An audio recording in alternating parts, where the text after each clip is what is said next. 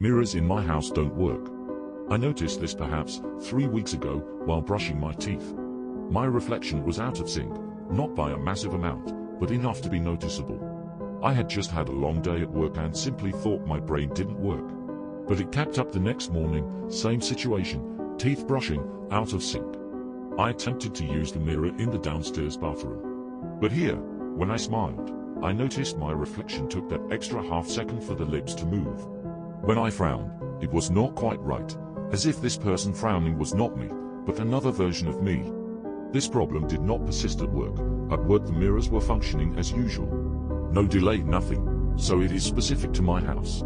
It became a problem for me when I noticed a certain malicious glint in my reflection's eye. It is hard to describe how a mirror image of you can be malicious, especially when they are mirroring your expression, but it was as if the image were taunting me, as if it were playing a game and I was the victim. I immediately went out and purchased new mirrors. While removing the mirrors and placing them beside the bin, I tried not to look, but I did catch a glimpse, just before they were taken away.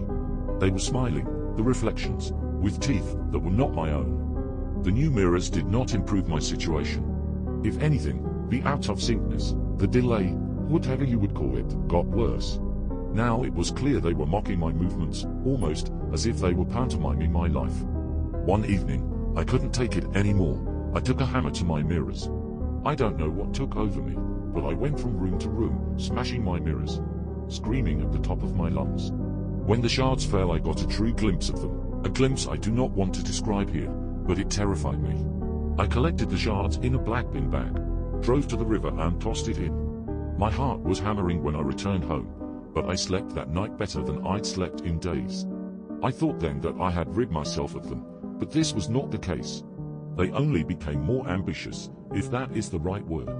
I saw them in the reflections of my window panes, or in the steel pans I used to cook. They are smiling there, of course, with the same rotten teeth.